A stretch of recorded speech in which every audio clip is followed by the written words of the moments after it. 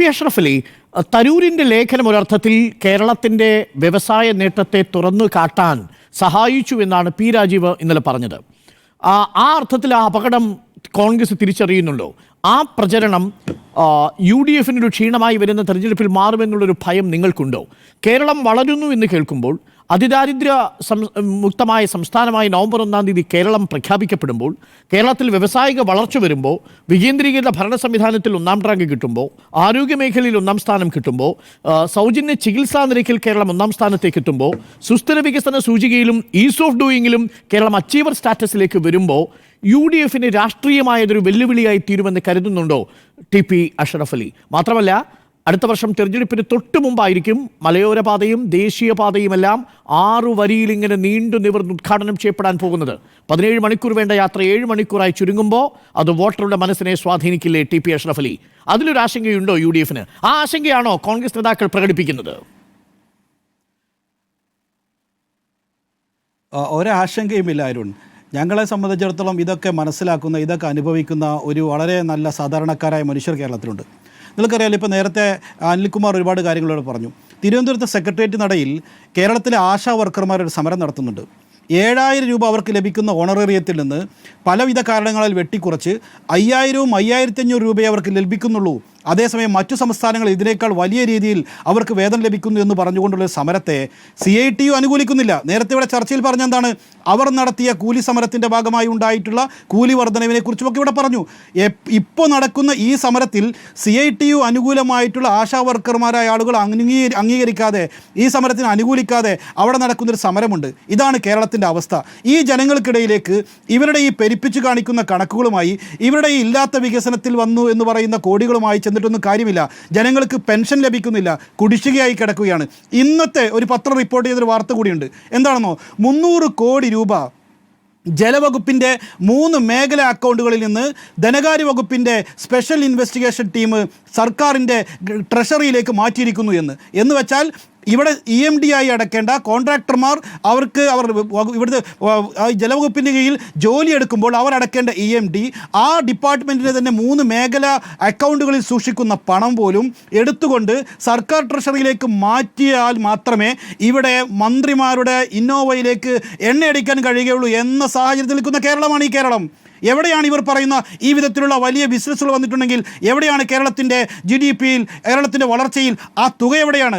എന്തുകൊണ്ടാണ് ഈ വിശദീകരിച്ചു? കാരണം ഒരു നിക്ഷേപം കേരളത്തിലേക്ക് വന്നാൽ അത് അതേപടി GDP-യിലേക്ക് റിഫ്ലക്ട് ചെയ്യില്ല. ഒരു വർഷം 7,000 കോടി നിക്ഷേപം അധികം വന്നു എന്ന് പറഞ്ഞാൽ ആ നിക്ഷേപത്തിനുണ്ടാവുന്ന ലാഭവിഹിതമാണ് ഗ്രോസ് ഡൊമസ്റ്റിക് പ്രൊഡക്റ്റ് ആയിട്ട് ഏതെങ്കിലും തരത്തിൽ പ്രതിഫലിക്കുക. അതിൻ്റെ നിശ്ചിത ശതമാനം മാത്രമേ GST-യിൽ പ്രതിഫലിക്കത്തുള്ളൂ. ഈ വരുന്ന നിക്ഷേപം അതേപടി പ്രതിഫലിക്കില്ല. അല്ല, ഞാൻ ചോദിക്കട്ടെ, അങ്ങനെയാണെങ്കിൽ പോലും ഈ സർക്കാരിൻ്റെ കയ്യിൽ അതിനുള്ള പണം എവിടെ നിന്ന് ലഭിച്ചിട്ടുണ്ടോ? ഈ സർക്കാരിന് അത്രമാത്രം പണമുണ്ടോ? അങ്ങനെയാണെങ്കിൽ ഈ സർക്കാരിൻ്റെ ബഡ്ജറ്റിൽ പോലും ഇവർക്ക് ഈ ഭൂനികുതി ഉൾപ്പെടെയുള്ള കാര്യങ്ങളിലെങ്കിലും ചുമത്തിക്കൊണ്ട് ഇങ്ങനെ പണം ജനങ്ങളുടെ കയ്യിൽ നിന്നും പിടിച്ചു വാങ്ങേണ്ട സാഹചര്യം സർക്കാരിന്റെ ബഡ്ജറ്റിനെ കുറിച്ച് CPM-ന്റെ അകത്ത് പോലും പഴംപൊരിക്ക് പിരിക്കുന്ന കണ്ടു. പഞ്ചായത്തിൽ 10 സെന്റിൽ ഉള്ള ഭൂമിക്ക് കൊടുക്കേണ്ടി വരുന്നത് 5-10 രൂപ മാത്രമാണ് ഒരു വർഷം. വളരെ ചുരുങ്ങിയ തുകയാണ്. അതൊന്നും വലിയ കാര്യമായ പ്രതിപക്ഷം പോലും കണക്കിലെടുക്കുന്നില്ല. എന്റെ ചോദ്യം ഇതാണ്, അതായത് കേരളത്തിലെ നേരത്തെ BJP പറയുന്നത് പോലെ കേന്ദ്രത്തിന് സാമ്പത്തിക സഹായം ഉണ്ടെന്ന് കരുതുക, നേരത്തെയുള്ളതിന് തുടർച്ചയാണെന്ന് കരുതുക. പക്ഷേ ഇവിടെ കാര്യങ്ങൾ മാറുന്നു എന്ന തോന്നൽ ജനങ്ങളിൽ ഉണ്ടാവുന്നു എന്നുള്ളത് നിങ്ങളിൽ ആശങ്ക ഉണ്ടാക്കുന്നുണ്ടോ? അതല്ല, അങ്ങനെ ഒരു തോന്നലില്ല എന്നാണോ നിങ്ങളുടെ പക്ഷം? ഒരു തോന്നലുമില്ലെന്നാണ് ഞങ്ങളുടെ പക്ഷം. ഉണ്ടെങ്കിൽ ജനങ്ങളുടെ ജീവിതത്തിൽ ഇത് പ്രതിഫലിക്കണം. അങ്ങനെ പ്രതിഫലിക്കുന്നില്ലല്ലോ. അങ്ങനെ പ്രതിഫലിക്കുകയാണെങ്കിൽ ജനങ്ങൾ ഇവിടെ സമരത്തിലായേണ്ട കാര്യമുണ്ടോ? ജനങ്ങൾക്ക് ഇവിടെ ക്ഷേമ പെൻഷൻ ലഭിക്കണ്ടേ? ഇങ്ങനെയുള്ള ഒരുപാട് കാര്യങ്ങൾ ഉണ്ടാവേണ്ടേ? ജനങ്ങളുടെ ജീവിതത്തിൽ ഇതുമായി ബന്ധപ്പെട്ട് എന്തെങ്കിലും മാറ്റങ്ങൾ ഉണ്ടാകുന്നുണ്ടെങ്കിൽ മാത്രമാണ് അത് ഇവിടെ ഈ നാട്ടിൽ ഈ പറയുന്ന രൂപത്തിലേക്കുള്ളൊരു വലിയ മാറ്റം ഈ ഗവൺമെൻറ് കൊണ്ടുവന്നു പറയാൻ സാധിക്കുക. ഞാനൊരു കാര്യം കൂടി നേരത്തെ അനിൽകുമാർ പറഞ്ഞ കാര്യങ്ങൾക്ക് മറുപടിയായി പറയേണ്ടതുണ്ട്. ഇവിടെ IT പാർക്കിനെ കുറിച്ചും ഇൻഫോ പാർക്കിനെ കുറിച്ചും പറഞ്ഞു. ഇവിടുത്തെ IT പാർക്കെന്നും ഇൻഫോ പാർക്കെന്നും ടെക്നോ പാർക്കും എന്നുള്ള ജാം പോലും കേരളത്തിൽ ഇൻട്രൊഡ്യൂസ് ചെയ്തത് UDF ആണ്. അന്ന് IT മിനിസ്റ്റർ PK കുഞ്ഞാലിക്കുട്ടിയാണെന്ന് മറക്കേണ്ട. നിങ്ങളിപ്പോൾ പറഞ്ഞില്ലേ സ്മാർട്ട് സിറ്റിയെക്കുറിച്ച്, ആ സ്മാർട്ട് സിറ്റി കേരളത്തിൽ നിന്ന് കെട്ടിപ്പൂട്ടി പോയി മിസ്റ്റർ, അത് നിങ്ങൾ അറിഞ്ഞിട്ടുണ്ടോ? ഈ നിങ്ങളുടെ നയങ്ങളുടെ ഭാഗമായി 8.5 കൊല്ലമായി നിങ്ങൾ ഭരിച്ചതിൻ്റെ ഭാഗമായി കേരളത്തിൽ ഇന്ന് ആ സ്മാർട്ട് സിറ്റി പോലും ഇല്ല എന്നുള്ള കാര്യം നിങ്ങൾ മറന്നു പോകരുത്. ഓരോന്നെടുത്ത് പരിശോധിച്ച് നോക്കാൻ അങ്ങനെയാണ്. നിങ്ങൾ പറഞ്ഞല്ലോ കേരളത്തിൻ്റെ മറ്റു സംസ്ഥാനങ്ങൾ, പ്രത്യേകിച്ചും വാളയാർ കഴിഞ്ഞാൽ ഇവിടെ ഒരുപാട് എഞ്ചിനീയറിംഗ് കോളേജുകൾ തുടങ്ങി. കേരളത്തിൽ എഞ്ചിനീയറിംഗ് കോളേജ് അധികമായിട്ടാണ്, ഇപ്പോൾ ഇവിടെ സീറ്റ് ഒഴിഞ്ഞു കിടക്കുകയാണെന്ന്. 8.5 കൊല്ലമായി നിങ്ങൾ കേരളം ഭരിച്ചിട്ട് കേരളത്തിന് ഉന്നത വിദ്യാഭ്യാസ മേഖലയിൽ ഈ നിലവാരം ഉയർത്തുന്നതിന് വേണ്ടി നിങ്ങൾക്ക് എന്തെങ്കിലും ചെയ്യാൻ സാധിച്ചോ? ഇന്നും ആ സീറ്റ് ഒഴിഞ്ഞു കിടക്കുന്നുണ്ടെങ്കിൽ അത് ആരുടെ കുറ്റമാണ്? ഇങ്ങനെ ഓരോന്നെടുത്ത് പരിശോധിച്ച് കാണാൻ സാധിക്കും. കേരളത്തിലെ ഗവൺമെൻറ് എഞ്ചിനീയറിംഗ് കോളേജുകളുടെ ഹോസ്റ്റലുകളും കോളേജുകളും EGM തൊഴുത്തായി മാറിക്കൊണ്ടിരിക്കുകയാണ്. കോട്ടയം നഴ്സിംഗ് കോളേജിൽ നമ്മൾ കണ്ടതാണ്, കാര്യവട്ടം നമ്മൾ കാണുന്നതാണ്. എവിടെയെല്ലാം നിങ്ങൾ ഗവൺമെൻറ്റിന് കീഴിലുള്ള ഇതുപോലത്തെ ഹോസ്റ്റലെടുത്ത് പരിശോധിച്ച് നോക്കൂ, അവിടെയൊക്കെ കയറി ചെല്ലാൻ പറ്റാത്ത വിധത്തിൽ SFIയുടെ സാഡിസ്റ്റ് സംഘടനയുടെ EGM തൊഴുത്തായി മാറിക്കൊണ്ടിരിക്കുകയാണ്. എങ്ങനെ കേരളത്തിൽ മാറ്റമുണ്ടാകുമെന്നാണ് പറയുന്നത്? എങ്ങനെ യുവാക്കൾ നിൽക്കണമെന്നാണ് പറയുന്നത്? എങ്ങനെ കുട്ടികൾ പഠിക്കണമെന്നാണ് പറയുന്നത്?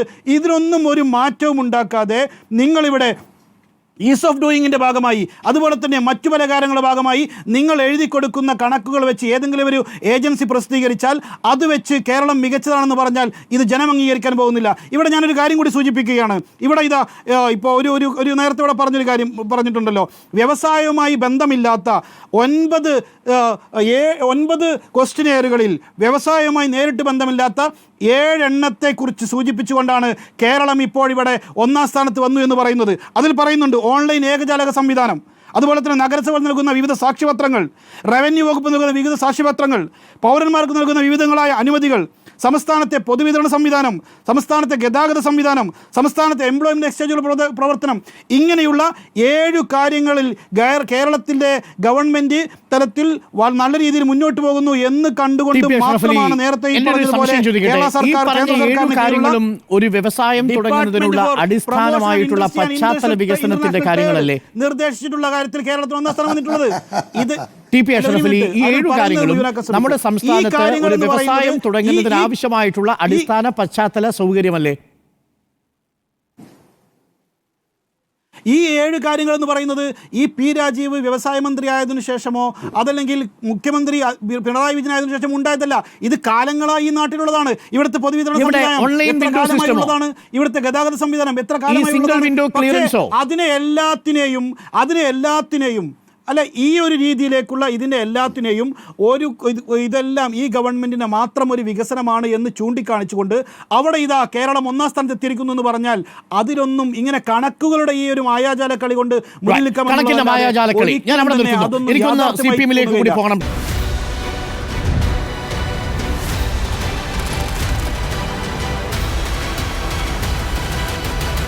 Debate with Dr. Arun Kumar.